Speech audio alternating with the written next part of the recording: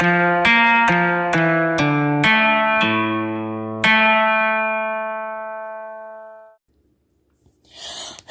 everyone, as you know, I am Draco. I already said the I'm and now I said I am. Okay, let's start. So where we last left off on this D&D story, I said, but Zorval seemed to be paralyzed. Well, he was paralyzed, so let me start. Varys came over and healed Zorval so he could move again. We may have been hurt, but we moved on. Farther in the cave, we jumped over lava that was covering our path. Another one of them, apparently. Ahead was a strange cave entrance. It was off the path, but I wanted to explore it. The tunnel was long and rocky, with scratches covering the sides of it. I was walking when I realized a huge tunnel in the ceiling that was above me. In the ceiling, I realized a huge tunnel in the ceiling was above me. But also, something was inside. Its eyes glowed brightly in the darkness of the tunnel above. It was big and had sharp claws. It wasn't happy about us being here. It dropped down from the hole, revealing a giant winged beast. A cave dragon spewed a cloud of poisonous gas at us, weakening our attacks. We charged in, full of zeal. We charged in. Joey slashed its scales and distracted it, while I took it down. Varys healed us of our weaknesses. Its claws slashed at us when we hit at us, and hurt us badly, but that's not all. When we hit it, spikes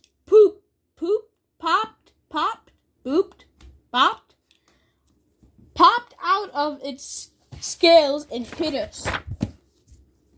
Even though the poison hurt, the claws pained us, and the spikes pierced us, we were able to slay the mighty beast. We continued searching the tunnels till we found a cave. It was full of gold and treasures. To the left of the cave was a pool of acid. I was walking in until I realized the strange colored goop on the ceiling. I took a step. Nothing. I took another step. A little movement. From them, a final step that put me inside the cave. They fell to the floor. The sludges were small and yellow, while one was black and huge. They were sliding towards us. Joby charged in with his axe and cut a slime down the middle. A yellow slime down the middle. Whatever it was, it didn't die. It split into smaller yellow slimes. To test it, I hit a yellow sludge with Shrieking. It died and didn't split. "Don't use your battle axe!" I screamed to Joby. I whacked another yellow slime. Zorval cut one down with a sword. It split apart. "Okay, not using that," Zorval said to himself. Varys used a spell called Guiding Bolt and hit a yellow thing with it. Cash shot a bolt from her crossbow into the back of the thing. When I struck the yellow slime a second time, I knocked it into pieces of goop. The strange black sludge slid closer. It whacked another yellow slime, and it turned into a puddle of yellow goop. Joby began punching the slime in the place where its face would be, knocking them away. Zorval turned his hands into claws with his druid powers and stabbed the slimes with them. Only a couple of yellow slimes and that black one were left. I charged in and hit the black one. It barely did anything to it. Cass stabbed a slime with a poisonous magical dagger, and it fell over dead. Now only the black one was left. Joby charged in and punched it. Zorval slashed it with his claws. Cass shot it. Varys guiding bolted it, and I whacked it with Shrieking's fire, ear-burning shrieks. It moved a little and fell. It and the slime sunk into puddles and through the cracks in the cave floor. The room was finally clear to us. A dragon's hoard. There were piles of golden weapons inside. I was searching the room when I found a strange part of the back cave wall. It had a lever on the wall. When I pulled it, the wall slid open and revealed a secret hidden room. It was a small room, covered in glowing spheres of red, green, blue, and yellow. In the middle of the room stood 5 chests. They were brightly wrapped in red ribbon. By now, Varys had seen this too, and was seeing out the room of traps with me. None. It was a normal room with 5 chests in the middle and glowing lights in all of the walls. There's a picture. And shooting. So I went up and touched one. The second I touched it, it opened to show a maw of teeth and a huge tongue. A mimic! I screamed. I whacked it twice with shrieking, and it fell over dead. This time, I opened one prepared.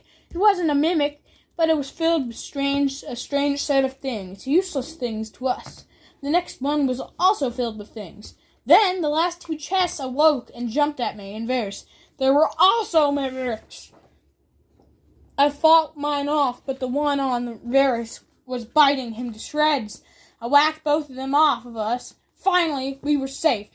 Just kidding. An arrow flew between us and into a wall. Behind us was 4 skeletons by the exit. One was covered in red leather armor, with white fur on the sides, and a bow and arrows. A bow and arrow. The other 3 wore green clothes and had daggers. They ran at us. I picked off the green guys while Varys destroyed the archer with a guiding bolt. We were exhausted when we got out there. No one even realized we were gone. Something was sparkling in the pool of acid where the black sludge was. I dove in through the burning substance. The first time, I couldn't find it, but I kicked something big in the acid. I dove in again. This time, I pulled out a strange stone-like item. It was a huge sphere that had handles on the side.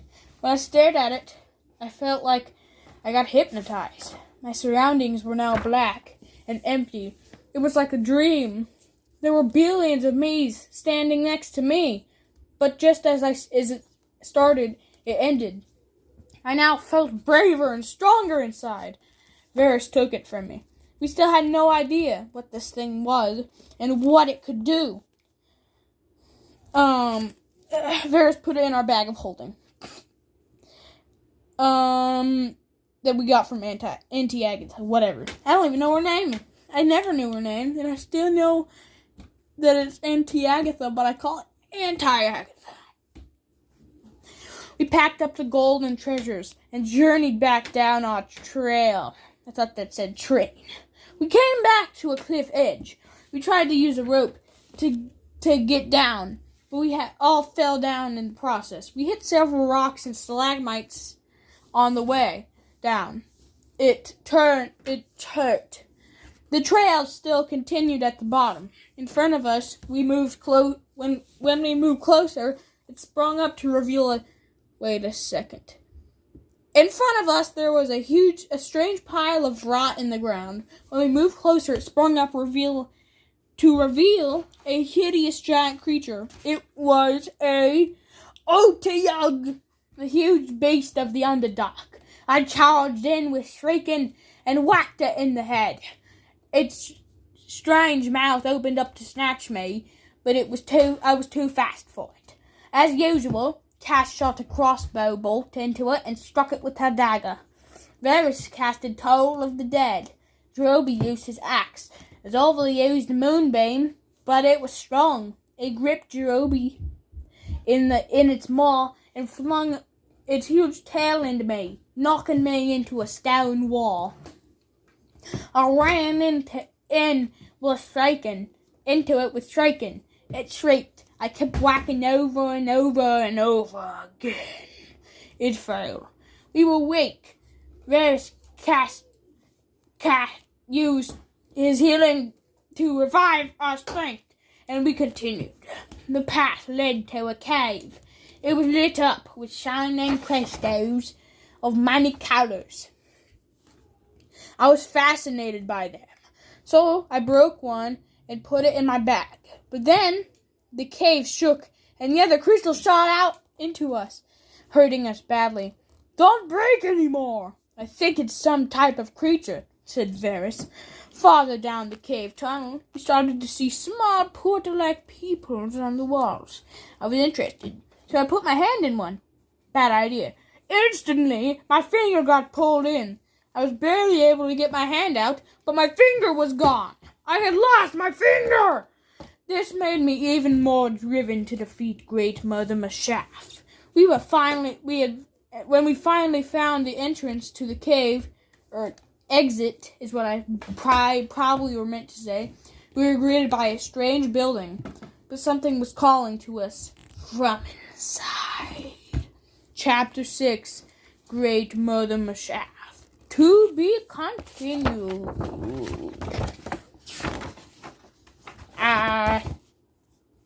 Yeah. So that's the second book.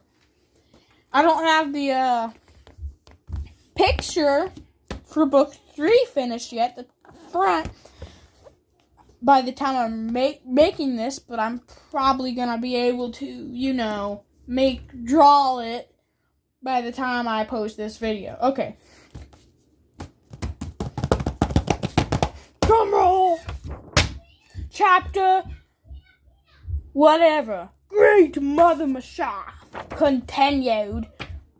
Hello again. As you know, if you've read the books before this, I am Alec here, Golden Dragonborn Paladin of Bahamut. These journals tell of my adventures of long ago. But anyways, we left off as we left the cave of living gems and evil sucky portals to find ruins. The ruins seemed to call out to us telepathically.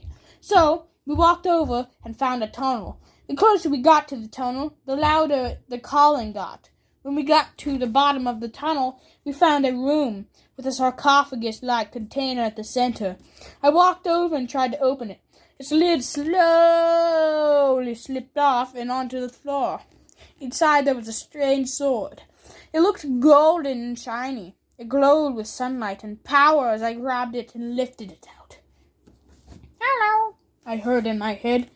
"Thanks for saving me." "Who are you?" I said out loud. "I'm in your hand. I'm Dawnbringer, and I've been in this dusty place for too long." The sword here was talking. "It's mine," I said. "What are you talking to?" said Varys. "The sword is talking to me," I said. "You've saved me from this place." But it still confused me. How is this thing talking to me? It's a sword! But something attracted my attention. A corridor that went deeper into the ruined place. We set the sword aside and went through it. It led to a room full of glowing fungus that grew from the ceiling. When we entered, we were attacked by some spiders. That does not say spiders or spidets. It says spirits. Some ghosts. But that wasn't so bad. The bad part was when we used magic. When we did, the mushrooms on the ceiling flashed and something could happen. Or would happen, never mind, to us. Varys casted a spell and he got turned into a sheep or a goat by it. Oh yeah, he's a true goat now. But he then got turned back. But then I casted a spell and my scales turned blue. I was now not a golden dragonborn, but a blue dragonborn. When we then finished off the ghost, I was complaining so much about me being blue to Varys, but he didn't have anything he could do at the moment. So I was stuck like this for who knows how long. Question mark. Exclamation mark. When we continued on our path, I talked to Dawnbringer, the sword. "How's your day?" "Oh, no," I said. "Good, since you saved me, but still I don't want to be lying around in your bag. I want to be used," Dawnbringer said. "Nope," I said. "My Morningstar was better. I just wanted to keep you." "Well then, let somebody else use me," it said angrily in my head. "Okay, Varys, take this," I said as I gave him the sword. We eventually ran into a stream of hot lava that burned Varys a little when he hopped over. That's number 2 of the lava streams. We ran into a large lake full of darkness. Zorva casted water breathing on us in case we were underwater, and then we started to drift off the water with a small boat / plank boat thing. But as we left, a group of little things jumped out at us. Bullywogs, frog people. We slashed them and kicked them until they were splattered on the rocky cave floor. As we drifted down the lake, the river seized them. Raiders had the idea to use the wand of pyrotechnics. We had to scare off anything around us in the water. A firework popped out of it and into the ceiling, where it exploded. This is one of our favorite moments in this whole story. Just kidding, it's the worst moment, because that's when Varys told us to do something stupid. The firework angered the bat-like things hanging from the ceiling that looked like winged fish. Basically manta rays that flew around and bit your face off. They flew into the water and swarmed us as other creatures inside the water came onto a rat thing to kill us. We pretty easily killed the things on our boat. But that's when I fell off. My heavy armor made me sink in the water, like a rock. Alakir Johnson. But my water breathing kept me alive. The batfish things swarmed me and tried to devour me, but we fought them and escaped. We eventually drifted up to a large building hotel tavern thing. That's the name of the place. Large building hotel tavern place thing. Whatever, that place wasn't even in there, but it was still there, because I said that. When we entered, we realized it was a drow place. A place built by underground elf-type people called drow. We sat at a table and watched a performance of a satyr and some other people, including a dragonborn. After the performance, we decided to go and try to perform as well. And they allowed it.